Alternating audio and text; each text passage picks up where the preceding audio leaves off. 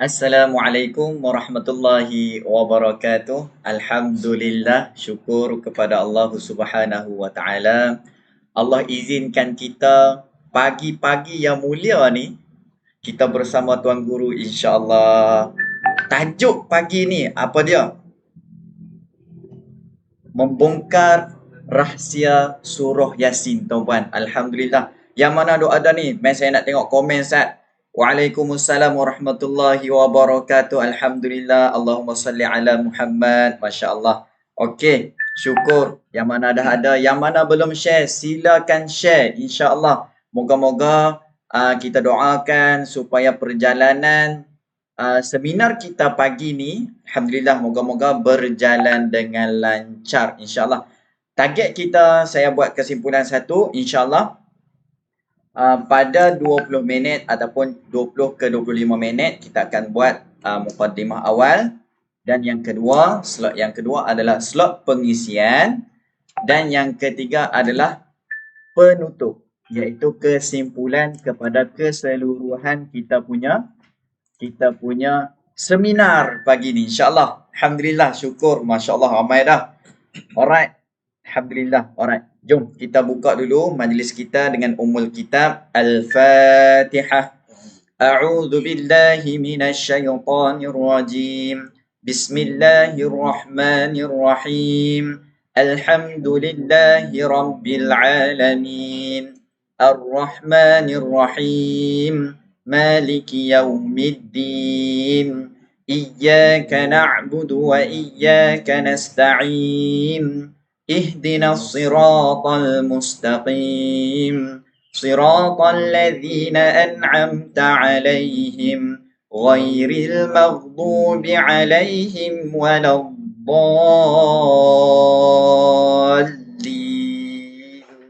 آمين. Alhamdulillah, syukur. Masya Allah, Alhamdulillah. Yang mana duk ada bila mana pertama-tamanya adalah yang penting kalau boleh ada wuduk, lagi cantik kita dalam majlis ilmu, ada wuduk, yang tu terbaik. Dan juga yang mana belum sediakan pensel ataupun pen dan juga kertas, buku nota ke apakah, silakan sedia sekarang. Sebab apa? Tuan-puan, saya excited sebab apa? Hari ni saya pun nak belajar bersama tuan-puan.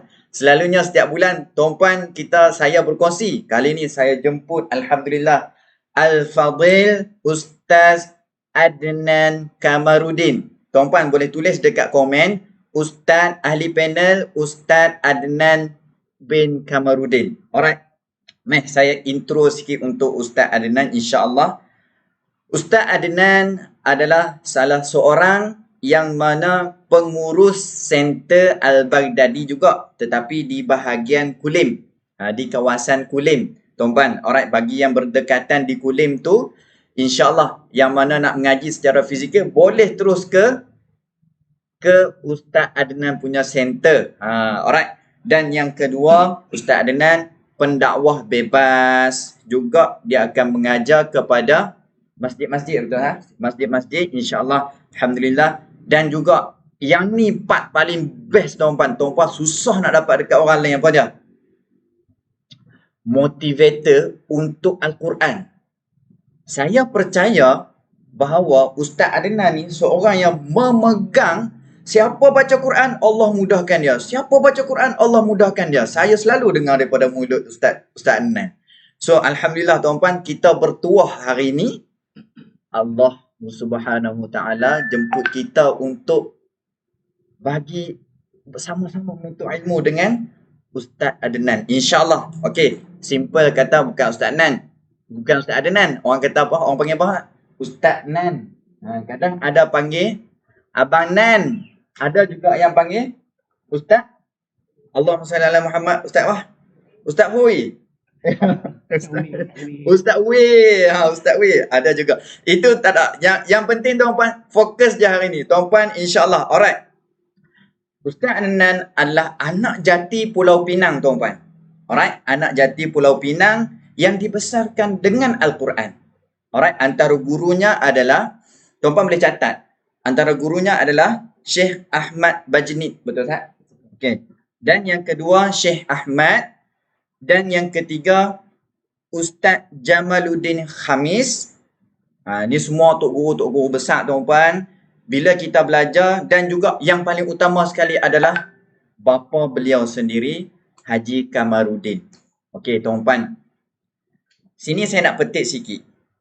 Selalunya kita tak pernah menganggap, bukan tak pernah lah, jarang lah orang yang nak menganggap bapa kita itu guru kita. Sebenarnya dialah yang didik kita daripada awal lagi. Okey tuan-puan. Alright. So saya dan tim mengaji mengucapkan tahniah, ribuan tahniah yang mana dah buat pendaftaran, dan yang belum buat pendaftaran sila buat dekat caption kita. Ada dekat caption kita, ataupun ustaz tim akan buat pin post untuk borang. Okey? Alright.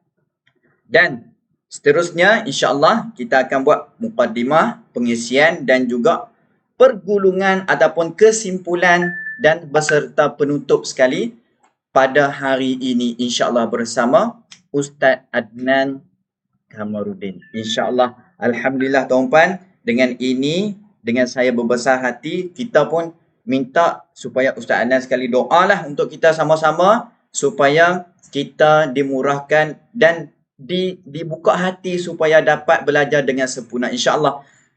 Dengan itu saya menjemput Ustaz Adnan untuk meneruskan mukaddimah kita pada sesi awal ini insya-Allah tuan-puan. Insya-Allah disilakan Ustaz. Terima kasih Ustaz Zuhairi. Bismillahirrahmanirrahim. Alhamdulillahi rabbil alamin. Alhamdulillahilladzi anzala ala 'abdihi al-kitaba wa lam yaj'al lahu 'iwaja. Ashhadu an la ilaha illallah wahdahu la syarika lah. Wa ashhadu anna Muhammadan 'abduhu wa rasuluh. Qala subhanaka la 'ilma lana illa ma 'allamtana innaka antal 'alimul hakim. Jadi alhamdulillah saya ingin mengajak semua, lebih-lebih lagi di Malaysia sendiri, supaya kita sentiasa mengangkat rasa syukur kepada Allah Subhanahu Wa Taala. Berkesempatan untuk berada di majlis ilmu di tengah-tengah kita diuji dengan musibah COVID-19 ni. Di sebalik semua ujian dan musibah ini, sebenarnya ia langsung tak menutup ruang untuk kita berada dalam majlis ilmu. Dan pada pagi ini insya-Allah kita diizinkan oleh Allah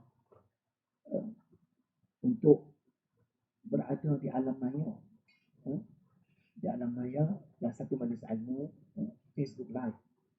Dan saya secara pribadi mengucapkan berbanyak-banyak terima kasih kepada Pusat Quran Sumairah yang telah sudi menjemput manusia kecil ini.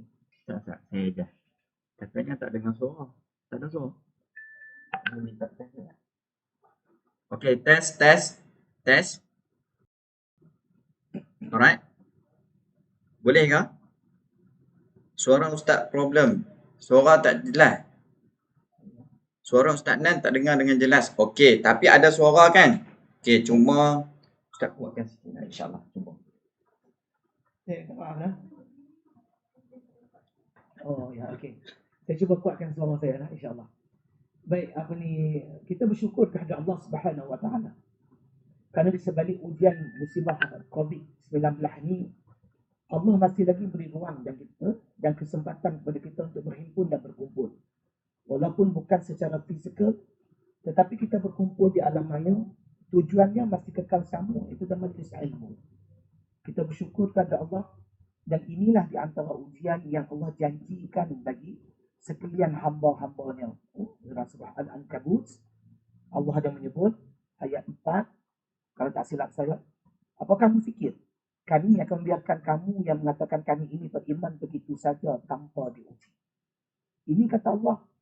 Allah beri jaminan bahawa kami akan menguji kamu. Kami akan menguji kamu. Tak salah? Seluruh? Kenapa? Tak tahulah. Ya.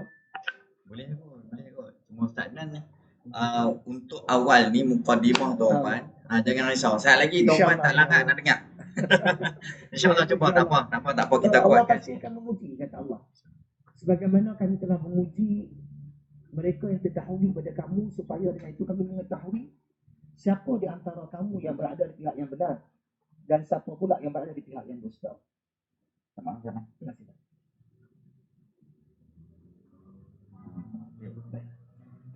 Jadi ini jaminan Allah bahawa atas nama hamba-Nya Allah pasti menguji. Dan alhamdulillah ia tidak menjadi penghalang atau halangan bagi siapa pun yang berkehendak kepada ilmu. Dan pada pagi ini di ruang yang agak terhad ini, saya bukan mengajar dan saya tak menganggap penampilan atau kehadiran saya hari ini adalah untuk mengajar, melainkan sebagai insan yang lemah, dhaif dan sebuah kekurangan ini, saya cuma nak berkongsi tentang satu tajuk yang cukup besar.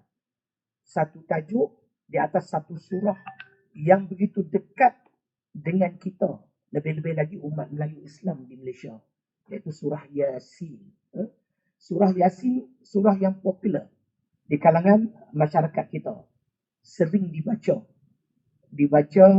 secara tetap pilihan kita selalunya pada Khamis malam Jumaat. Jadi surah ni patutnya, surah Yasin yang surah yang ke-36 daripada Al-Quran. Surah yang cukup besar dan mempunyai banyak fadilat dan khasiatnya. Ada beberapa surah yang melalui sandaran-sandaran hadis Nabi. Surah-surah yang khusus yang mempunyai kelebihan-kelebihan yang khusus. Cuma saya ingin jangan sampai kita terlepas pandang sebanyak mana pun kelebihan khusus yang ada pada surah-surah yang khusus dalam Al-Quran, kelebihan yang ada pada seisi Al-Quran itu sendiri jauh lebih besar daripada kelebihan-kelebihan yang ada pada surah-surah tertentu. Baginda Nabi SAW pernah bersabda dalam sebuah hadis sahih, "Man syaghalahu al-Quran wa zikri man as'allati a'taituhu afdal ma 'uti as-sa'ilin wa fadlu kalamillah 'ala sa'ilil kalam ka fadlullahi 'ala khalqih." Sadaqa Rasulullah. Clear kau dengar tak? Okey dah? InsyaAllah dah? Okey dah? Baik. Apa Nabi kata? Man syaghalahu al-Quran. Siapa yang menyibukkan dirinya dengan Al-Quran, an zikri, dan juga tak ada apa melainkan di dalam kepalanya Quran, Quran, Quran, Quran. Dan kesibukan dia dengan Quran.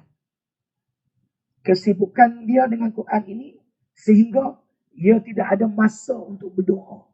Dia tidak ada masa untuk berzikir atau memuji-muji Allah kerana kesibukan dia dengan Quran ini. Man sya'ala Quran wa zikri man as'allati a'taituhu afdal ma'ud as-sa'ilin. Bagi orang ini Allah kata melalui lisan baginda Nabi SAW, kami akan berikannya kelebihan yang kami tak bagi pada orang lain, walaupun orang tu duduk bertempuh berdoa untuknya. Siapa pun kata Nabi yang asal dia sibuk dengan Quran dan mengingatinya dalam apa juga keadaan, sehingga tidak ada masa untuk berdoa nak minta untuk dirinya ataupun untuk berzikir, malah Allah akan bagikan kelebihan baginya, kelebihan yang Allah tak bagi pada orang lain, walaupun orang itu bangkit 3/4 malam. Ini secara umumnya, secara amnya maksud hadis bagi Nabi SAW. Nak cerita tentang Al-Quran, Nabi tak sebut man syaghalahu al-Fatihah, man syaghalahu al-Mulk, man syaghalahu al-Yasin, tapi ianya lebih secara umum kepada Al-Quran. Jadi biar sebanyak mana pun kita melihat kelebihan khusus pada surah-surah yang khusus, jangan kita teralpa ataupun terlepas pandang bahawa kelebihan yang ada pada seisi Al-Quran itu jauh lebih besar daripada mana-mana surah terpilih. Kafadlullahi ala sa'ilil kalam, kafadlullahi ala khalqih. Seterusnya Nabi kata, kelebihan yang ada pada kalam Allah ini melebihi apa juga kalam yang ada, dan apa juga kelebihan yang ada pada kalam ini melebihi seluruh makhluk di dalamnya. Baik. Sebagai perumpamaan lah, mukadimah sebelum kita zoom sedikit tentang kelebihan yang ada pada surah Yasin. Kalau Nabi kata, siapa yang menunaikan solat sunat subuh 2 rakaat sebelum subuh, maka ianya lebih baik daripada seisinya. Nabi membicarakan tentang solat sunat subuh 2 rakaat. Tetapi di luar konteks tu, di luar kotaknya, apabila kita melihat kalau solat sunat 2 rakaat sebelum subuh saja lebih daripada seisi alam ini, apatah lagi kelebihan yang ada pada solat fardu subuh itu sendiri. Cerita pasal solat sunat subuh, tetapi kelebihan yang cuba disampaikan tentang solat fardu subuh itu tentunya melebihi daripada solat sunat subuh 2 rakaat yang dijanjikan lebih baik daripada seisinya. Surah Kahfi. Kelebihan beramal dengan surah Kahfi bermula pada lewat petang Khamis sehingga lewat petang Jumaat. Surah Kahfi mulai sandara hadis-hadis yang ada mengatakan bahawa surah Kahfi akan memelihara kita daripada fitnah Dajjal. Again, di luar konteks dan kotaknya, kalaulah surah Kahfi itu sendiri boleh memelihara kita daripada fitnah Dajjal, apalah sangat bagi surah Kahfi ini untuk memelihara dan menjaga kita daripada fitnah manusia. Wallahi, wabillahi, watallahi. Di sinilah kelebihan tentang Al-Quran. Walaupun cerita khusus tentang kelebihan satu-satu khusus, pada bila-bila masa, kelebihan yang ada pada seluruh isi Al-Quran itu jauh lebih banyak daripada kelebihan yang ada pada satu-satu surah. Tapi soalnya hari ini kita nak membicarakan tentang surah Yasin. Surah Yasin menjadi terlalu dekat pada kita kerana ia menjadi amalan lebih-lebih lagi pada ulama. Sebahagiannya ataupun mungkin kebanyakan para ulama dan kita memilih untuk membaca surah Yasin kerana apa? Mungkin kerana malam-malam yang lain kita tak dan nak baca Yasin. Kita pilih khususnya pada Khamis malam Jumaat nak ambil kelebihan dan keberkatan penghulu segala hari. Jadi kita pilih pada malam tu baca surah Yasin. Bacalah surah apapun, asalkan surah itu adalah datang daripada Al-Quran. Surah Yasin, surah yang ke-36 daripada Al-Quran. Al-Quran ada 114 surah. Asal saja baca mana-mana surah Al-Quran, pastinya ada kelebihannya, ada fadilatnya. Yang kita tak mau, langsung tak mau baca. Itu je. Jadi di kesempatan awal ini saya ingin berpesan kepada semua sahabat-sahabat Al-Quran di luar sana. Jangan biarkan diri kita ni buta Al-Quran. Jangan biarkan diri kita ni tak boleh baca Al-Quran. Usia yang Allah bagi pada kita ni, menafaatkan yang Allah cuma minta sedikit. Bila Nabi kata man syaghalahu Al-Quran, siapa yang sibukkan dirinya dengan Quran, apa kata ulama-ulama tafsir hadis, maksudnya di sini bukannya daripada mula kita bangun tidur sampailah kita tidur Quran. Maksud siapa yang sibukkan dirinya dengan Al-Quran ini adalah mereka yang tidak sekalipun membenarkan mana-mana hari-hari dia tu berlalu tanpa membaca Al-Quran. Sibuk macam mana pun, bacalah. Walaupun sekadar huruf-huruf. Contohnya Yasin yang akan kita bahaskan atau kita kongsikan sebentar lagi. 2 huruf Yasin. Surah di antara 29 surah yang bermula dengan apa? Huruf-huruf muqatta'ah. Alif Lam Mim, Ha Mim, Taha, Yasin. Walaupun kita tak tahu maknanya adalah bagi ulama-ulama tafsir Quran adalah rahsia di antara rahsia-rahsia Allah. Rahsia di antara rahsia-rahsia Allah. Pun begitu, kalau kita beriman dengan Al-Quran, lebih-lebih lagi jelas dalam surah Yasin di penghujung ayatnya. Innama amru idza arada syai'an an yaqula lahu kun fayakun. Kalau Allah berkehendaki, Allah cuma kata kun, jadi, fayakun, jadilah. Rahsia, tetap rahsia. Tapi kalau Allah nak izinkan di kalangan hamba-Nya, Allah nak buka rahsia, apakah makna yang tersirat di mana di atas surah-surah yang bermula dengan huruf-huruf yang dipanggil sebagai huruf-huruf muqatta'ah ni, tak ada siapa yang boleh menghalang Allah. Yasin. Ulama-ulama tafsir mengatakan Yasin ini, apa maksud Yasin? Di sebalik kita uh, meninggalkan ianya sebagai di antara rahsia-rahsia Allah. Bagi ulama-ulama Quran ini, Yasin ini adalah gelaran bagi Nabi sallallahu alaihi wasallam. Yasin adalah gelaran bagi Nabi Muhammad sallallahu alaihi wasallam.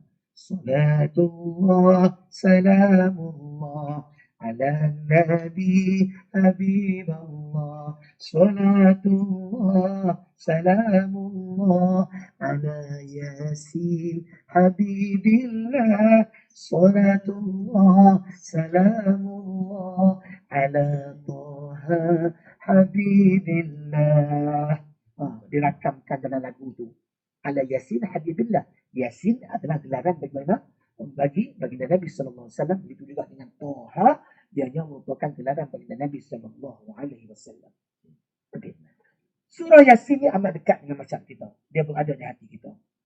Atas nama makhluk semua yang ada jantung dan ada hati. Tak ada makhluk yang tak ada hati. Hatta binatang juga pun ada hati. Apatah lagi manusia. Nabi menyebut, di dalam tubuh badan manusia itu ada segumpal daging. Baik daging tu, baiklah keseluruhannya. Buruk daging tu, buruklah keseluruhannya. Ketahuilah olehmu, bahawa daging itu adalah hati. Hati inilah tempat parking akan segala feel dan mood. Di situlah letaknya segala yang baik dan segala yang tak baik. Rasa gembira di situ, rasa duka cita di situ. Kalau sakit pun di situ juga. Gamaknya itulah sebabnya Yasin disebut sebagai jantung ataupun hati Al-Quran. Kita orang Melayu ni, belah-belah Nusantara ni, jiwa apa pun, kita pah periksa, kita melahirkan kesyukuran dengan baca Yasin. Kita sakit pun, kita mencari jalan keluar setelah tak ada apa-apa ataupun sebagai jalan alternatif, kita baca Yasin. Kita berdepan dengan sakaratul maut. Berdepan dengan mana-mana orang yang berdepan dengan sakaratul maut, nazak, kita pilih Yasin. Menunjukkan Yasin ini, dia begitu dekat. Dan kerana kita selalu membaca Yasin, kita tak payah susah payah pun untuk menghafalnya. Saya sendiri pun, saya bukan menghafal secara khusus surah Yasin. Tetapi paling-paling kerana banyaknya kita baca Yasin, kalau orang bagi ayat mula tu kadang-kadang terlupa, kita tahu nak tu Yasin wal Quranil Hakim, innaka laminal mursalin ala siratin mustaqim, tanzilal azizir rahim. Bukan masuk satu kursus ataupun kelas khas untuk menghafal surah Yasin. Tetapi kerana ia sinonim dengan kita, hampir setiap malam Jumaat kita baca, kita pilih untuk baca setiap malam Jumaat, nak ambil berkat malam penghulu segala hari. Bagi sedikit, kita boleh sambung dah. Okey? Itu dia akan buka di muhadah. Jadi kita masuk sedikit pengisian. Kita semua tahu. Saya kena kuatkan suara saya ni. Kuatkan suara saya. Jadi selalu suara saya kuat, saya pun tak faham. Kenapa hang ni pula suara saya kuat? Baik. Sedikit pengisian. Kira-kira waktu kita cukup terhad. Banyak hadis-hadis Nabi yang menceritakan tentang kelebihan surah Yasin. Walaupun sebahagiannya, kebanyakannya adalah hadis-hadis dhaif. Boleh tak berpegang pada hadis dhaif? Kenapa tak boleh? Kerana ulama yang memutuskan amalan yang disandarkan pada hadis dhaif adalah jauh lebih baik daripada pegang kepada pendapat ulama. Rujuk kitab 40 hadis tentang kelebihan Al-Quran, Syekh Ashraf Hamid Hussain. Berpegang pada hadis dhaif ini lebih baik daripada berpegang pada pandangan ulama. Hadis dhaif kita boleh pegang sebagai amalan, tetapi jangan berpegang sebagai hukum. Itu adalah asasnya. Baik. Sebahagian daripada ulama akan share dengan kita lah, ataupun dengan anak-anak murid, tentang kaedah ataupun cara bentuk bacaan Yasin. Walaupun tidak ada hadis-hadis khusus sahih yang menceritakan tentangnya. Tetapi apabila dia diamalkan oleh sebahagian ulama dan ianya didapati berkesan, ianya didapati mustajab, maka ulama ini keluar dan share ataupun kongsi bersama-sama dengan kita. Itulah timbulnya bagaimana kaedah dan cara bacaan Yasin. Tapi pada keseluruhannya kita mesti melihat apa juga yang kita buat adalah tujuannya semata-mata untuk mencari keredaan Allah. Dan sedikit kelebihan, khasiat dan keutamaan surah Yasin. Yasin ada satu cerita khusus tentang dalamnya. Tetapi kita cerita tentang kelebihan yang ada pada surah Yasin. Dalam satu hadis, bagaimana sabda Nabi SAW membaca surah Yasin sekali, dia hanya seperti khatam 10 kali. Baca Yasin sekali seperti khatam 10 kali. Seperti juga hadis menggambarkan baca surah Ikhlas tiga kali ikut. Umpama kita khatam 1/3 daripada Al-Quran. Yasin dalam satu hadis menceritakan siapa yang baca Yasin 1 kali, dia umpama khatam Al-Quran sebanyak 10 kali. Okey, itu okey. Sila. Okey. Kat situ orang kata apa? Salah satu kita nak masuk dah ni buat rahsia-rahsia surah Yasin kan. Nampak? Okey, tuan-puan. Untuk yang awal tadi kita ada mukadimah dan juga masuk sikit pengisian Ustaz. Awal tu, alright. Nak rancak ni dah tuan-puan. Okey, cerita dia lagu ni. Sebab apa? Kita ada, contohnya kita mula-mula gear 1, gear 2, gear 3. Nak naik bukit balik, dia turun balik gear 2. Dia tak tiba gear 5 saja, jenuh tuan-puan. Okey, untuk nasihat saya yang awal ni, tuan-puan yang mana belum dengar suara, dengar jelas, sila pakai earphone. Betul tak? Sila pakai earphone. Sebab suara Ustaz Adnan kuat dah, tapi dia punya suara macam Jamal Abdillah. Saya punya suara macam saya lah. Okay, so dia tak sama, kita tak sama. Contohnya macam tu tak? Okay, alright. So untuk awal, okay, kita recap sikit alright. InsyaAllah. Yang pertama Ustaz Adnan kata tadi, saya tertarik satu perkataan yang Ustaz Adnan kata yang saya tak pernah dengar daripada orang lain. Apa dia tahu? Surah Kahfi, Nabi kata pendinding daripada fitnah Dajjal, tuan-puan. Kita tak pernah fikir pun yang mana Dajjal tu, siapa dalam manusia mana yang boleh fight dengan Dajjal, challenge Dajjal. Betul tak? Kecuali Nabi Isa. Alright. Tetapi, okay? Tetapi, untuk manusia, kita amal surah Kahfi agak-agak macam Ustaz Nan kata tadi, fitnah manusia, Allah tarik, buang jauh-jauh. Nampak tuan-puan? Ini adalah hikmah daripada seminar hari ini. Tuan-puan dapat something yang sebenarnya kita nak tumpu pada surah Yasin Ustaz. Tapi Ustaz keluar macam tu Ustaz. Saya sangat tertarik benda tu. Alright, yang seterusnya. Jangan buta Quran. Tuan-puan, yang ni sangat penting juga. Dan rahsia yang Allah berikan kepada kita ini adalah rahsia-rahsia Allah. Yasin, Ustaz Nan kata tadi, Yasin. Tak ada makna yang boleh kita faham melainkan itu adalah rahsia Allah. Tetapi untuk amalan surah Yasin, kita akan dengarkan sekejap lagi. Tengah duk naik gear dah ni tuan-puan, yang mana tak pakai earphone sangat rugi. Alright? Sebab suara Ustaz Adnan bass. Betul tak? Bass. Jangan. Yang tu sudah. Yang tu kalau tu boleh pergi. Okay. Alright. InsyaAllah. Dan juga Ustaz Adnan ada sentuh sedikit tadi. Apa dia? Yasin adalah hati Al-Quran. Jadi, kalau hati Al-Quran, ini dipanggil tempat parking perasaan. Betul tak? Tempat parking perasaan. Emosi semua dekat situ. Kuatnya dekat situ. Lemahnya dekat situ. Sebab apa? Nabi kata tadi apa? Nabi kata tadi apa? Alright. Bila baiknya hati tu, baiklah yang lain saat. So kalau emosi dekat hati tu, nak angkat tangan pun tak larat tuan-puan. Sebab apa? Hati kata jangan angkat. Nak buka Al-Quran pun tak boleh tuan-puan sebab apa? Hati kata tak larat.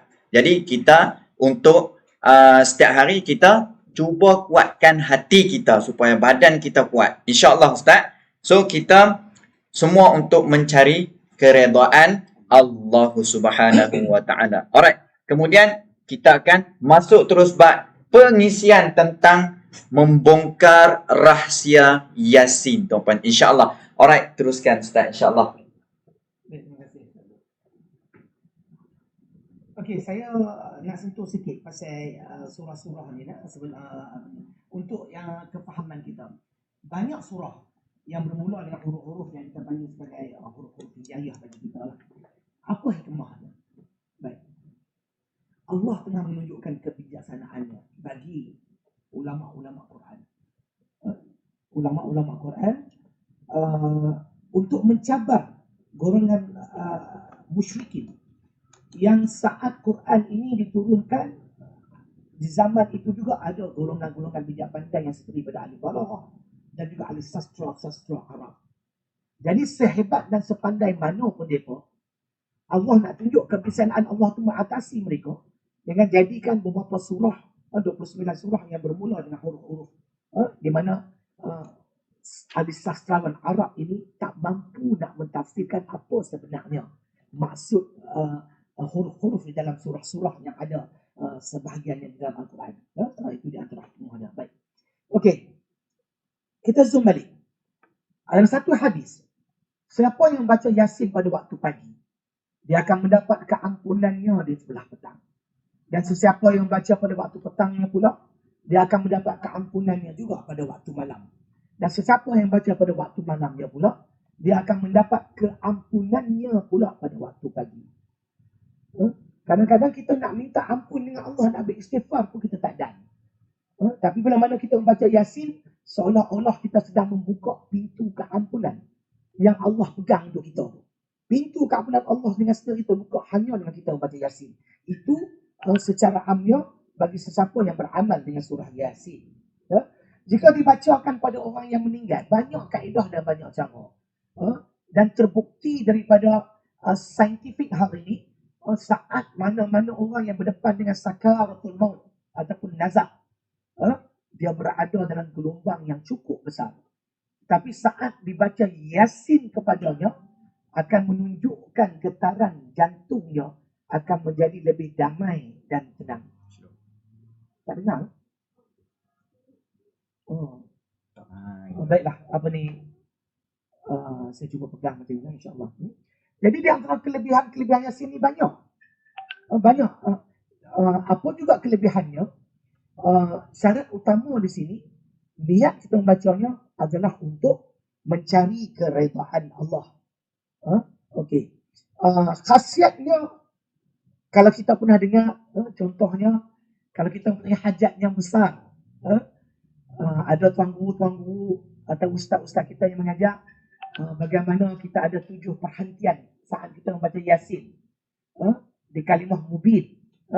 Walaupun ada 7 perhentian di situ, dibahagi pula bentuk dan cara bacaan yang berbeza-beza mengikut kesesuaian dan mengikut permasalahan yang kita hadapi. Ada yang baca begini, ada yang baca dua-dua boleh belaka, tak payah skeptikal sangat, asal dia mau baca Yasin.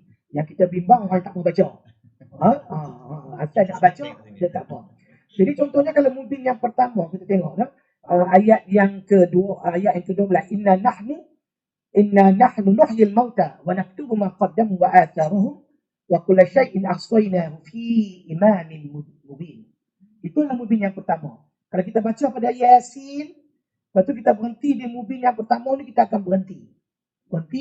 Jadi kita mengangkat tangan dan berdoa apa juga hajat yang baik yang kita hajatkan. Dan kita boleh teruskan bacaan. Wadrib lahum mathalan ashabal qaryah. Tetapi ada pendekatan, ada cara kaedah di mana kalau kita berhenti di mubin yang pertama, kita patah balik Bismillahirrahmanirrahim, baca balik Yasin dan sambung dan berhenti di perhentian mubin yang kedua. Berhenti dan berdoa, patah balik Yasin wal Qur'anil Hakim, dan terus sambung kepada mubin yang ketiga, berhenti, berdoa, dan patah balik Yasin sampailah ke 7 perhentian. Jadi saya pernah cuba sebenarnya, dia ambil masa lebih pada 2 jam. Lebih pada 2 jam. Tapi secara kebiasaannya lah, kalau kita rasa tak mampu, jadi maknanya kita berhenti di setiap mubin dan kita berdoa dan kita terus sahaja. Yang tu dia lebih cepat lagi lah. Tapi kalau kita ada kesungguhan, kita ada permasalahan besar, kita betul-betul mengharapkan pertolongan Allah, kita kena bagi lebih lah. Kita bagi lebih, dan pastinya Allah akan memandang kita dengan rahmahnya. Jadi Yasin ni, kita ada bentuk dan bacaannya.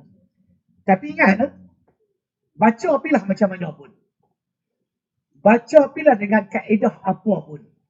Syarat utamanya, syarat wajibnya, ianya mesti baca dengan berhukum. Mesti baca dengan betul. Mesti baca dengan bertajwid. Jadi saya pernah lah diterangi oleh seorang guru sekolah, bawa anak-anak murid dia buat outing, buat camping. Di mana pun saya pun tak pasti, dia tak pasal dia cerita. Dia cerita tiba-tiba malam tu ada seorang pelajar menjerit dan meronta. Menjerit dan meronta, kalau ada bahasa kita tu macam histeria lah. Dia berjangkit kepada seorang pelajar, kepada seorang pelajar lain. Jadi dia main ke center, dia kata, Ustaz, saya baca ayatul kursi, tetapi tak menjadi apa-apa pun. Tak ada kesan pun, Ustaz. Macam mana tu? Jadi saya kata kat dia, cuba cikgu baca ayatul kursi, Ustaz, saya nak dengar. Jadi cikgu tu dia baca lah ayatul kursi. Lepas dia baca, saya cuma komentar begini je. Kalau cara bentuk dia begini baca, hantu apa sekali pun tak lari. Dia pilih main pergi kawan-kawan dia lagi ada.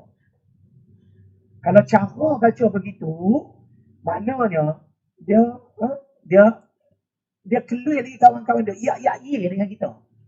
Sebabnya banyak bacaan yang melanggar hukum tu. Dia baca tanpa hukum-hukum tajwid. Kerana nilai Al-Quran ini adalah tajwid. Tajwid cuma ada pada Al-Quran, tapi tidak ada pada kitab-kitab yang buku-buku yang lain. Begitu juga Yasin. Sebesar mana hajat kita, sebesar mana permasalahan kita, syarat paling utama kita kena ikhlas membaca, dan ikhlas tu mesti datang dengan usaha perbaiki dan perbetulkan bacaan kita, supaya bacaan kita inilah bacaan yang diredai oleh Allah Subhanahu Wa Taala dan suka didengar oleh para malaikat. Suka didengar oleh para malaikat. Malaikat dia suka dengar bacaan yang cantik dan elok. Allah sendiri suka pada bacaan yang cantik dan elok. Jadi elok dijadikan amalan juga bagi orang yang sulit rezekinya. Sebut pasal rezeki ni, saya sendiri pun kalau tentang magnet rezeki ni, Masya Allah, dia akan terbuka terus hati saya untuk menyelami bagaimana cara untuk menarik rezeki. Wallahi wa billahi wa tallahi, dengar cakap saya ni. Quran ni dia memegang begitu banyak kunci pintu-pintu rezeki kita. Dan Quran ni merupakan salah satu jalan yang cukup mudah bagi kita untuk mendapat segala macam kebaikan. Kita baca Yasin dengan harapan supaya Allah mempermudahkan rezeki kita.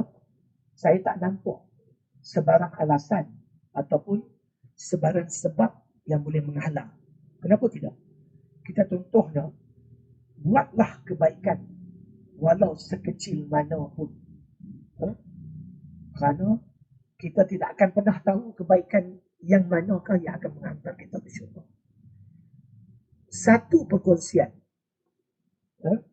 kalau kita nak baca Yasin, cerita ni boleh jadi akibat. Allah ni kadang-kadang dia tak apa nak melihat. Allah kadang-kadang dia tak apa nak melihat, maksud saya, maksiat dan kejahatan kita. Tetapi Allah lebih melihat kepada kebaikan kita. Kita pernah dengar kisah bagaimana seorang perempuan, kerja dia apa? Maaf, dalam bahasa kita ni, kalau dah menjual batang tubuh untuk hidup ni, tahulah siapakah dia, apakah dia. Tapi biar sekecil mana pun kerja yang dia buat, Allah masukkan dia ke dalam syurga hanya atas satu asbab, iaitu menyantuni seekor anjing.